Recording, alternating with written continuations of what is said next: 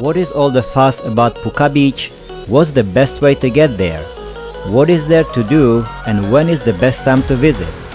In this video, we will touch on all of these and more while showing you the beach from different angles as we tour around.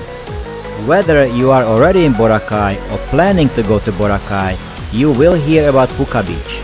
Next to the most popular white beach, Puka Beach is probably the second most popular beach in Boracay. So where exactly is Puka Beach? This 800-meter stretch of white sand beach is situated on the northern tip of Boracay Island and sits about 9 kilometers from Boracay Jettyport. There are two ways to get there. You can either take a tricycle or go there by the ocean. If you rent a tricycle, it will cost you about 200 to 250 pesos, and it will take about 15 to 20 minutes from Station 2. We highly suggest doing this if you want to go there to spend there more time. The other way to get to Puka Beach is through an island hopping tour. Puka Beach is one of the destinations on the island hopping tour itinerary.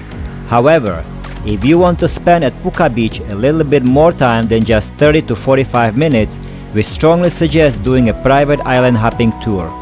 The link to our island hopping tour video is in the description below. We highly recommend you to watch it if you even consider an island hopping tour in Boracay. We promise it will be an eye-opening. If you want to go to Puka Beach on an island hopping tour, your main objective will be to snap some pictures. There is really no other reason to go to Puka Beach with an island hopping tour. You will not have enough time to enjoy the beach unless you really don't care about taking any pictures there. Depending on where your captain anchors the boat, you will have to walk a bit to get to the main area of the Puka Beach. As you can see, the beach is crowded with many island hopping boats. That answers your question about when is the best time to go to Puka Beach.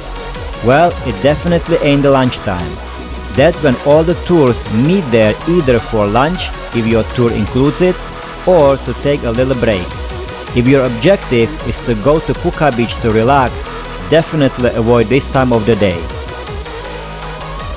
Once you get to the main side of the beach, where all the photo spots are set up, get ready to exercise lots of patience as you will have to wait a while in line to get your shot.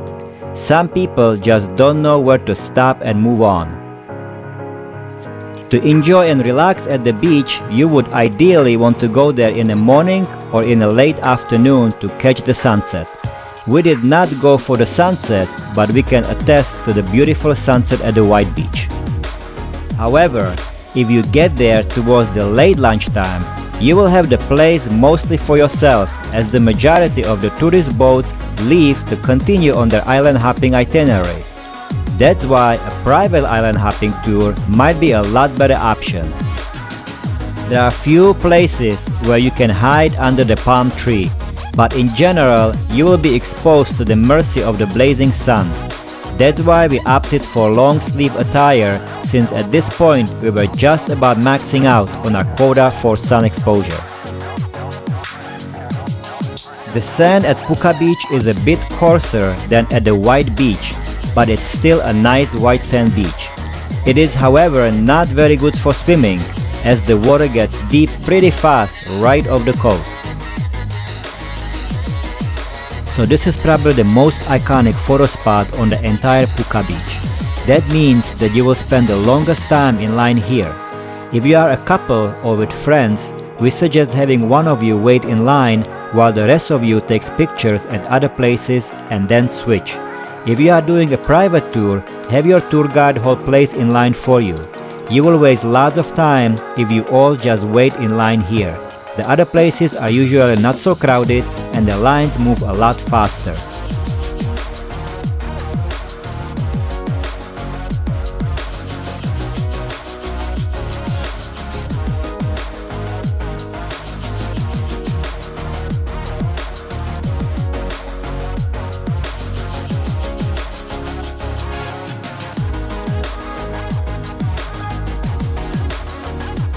Another tip is to bring water shoes, not sandals, which are not great at all for the beach.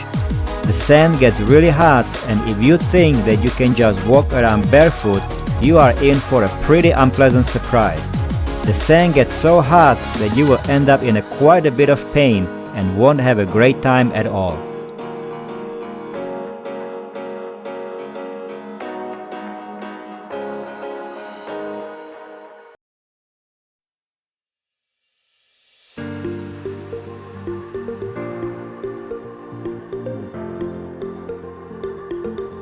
So when is the best time to go to Puka Beach?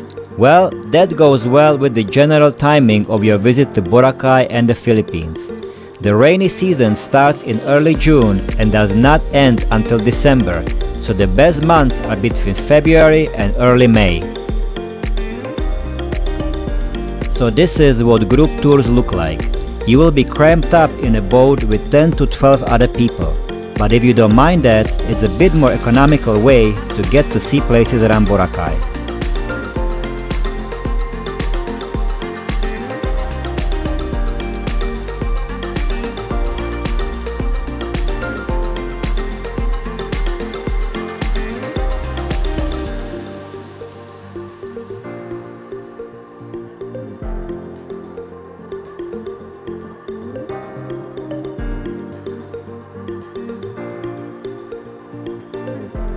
There are crystal kayaks for rent, and you can also do paddleboarding. But again, that is not something that you will have time for if you are there with an island hopping tour. But why would you even bother if you can do it anytime at the white beach close to your resort anyway?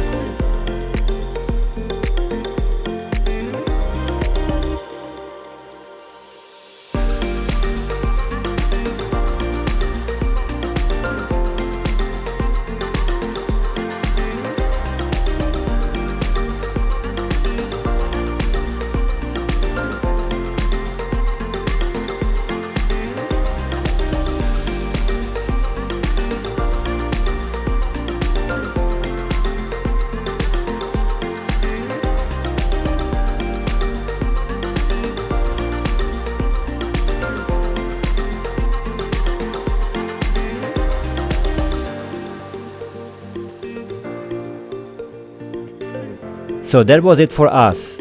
We spent at Puka Beach maybe about an hour taking some pictures and footages for this video. We did not really care much about staying there any longer because we felt that our spot at White Sand Beach at Station 1 offered a lot more comfort and options for relaxing at the beach. But we would probably like it much better if we came when the beach was less crowded.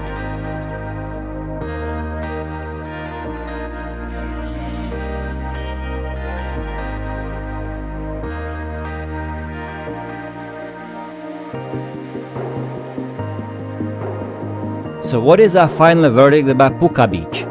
While it is a nice beach, we don't think that it's worth going there with the island hopping tour.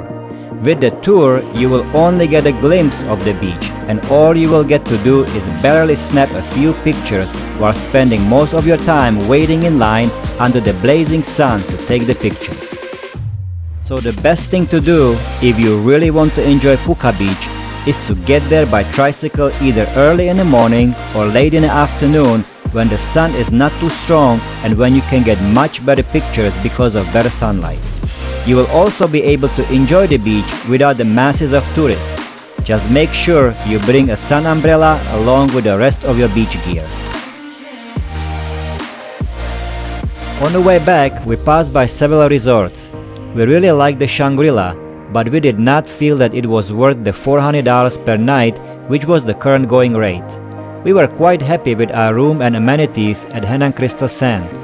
If you want to see what we have to say about our stay at Henan, look at our video review of the Henan Crystal Sands Resort and its pools.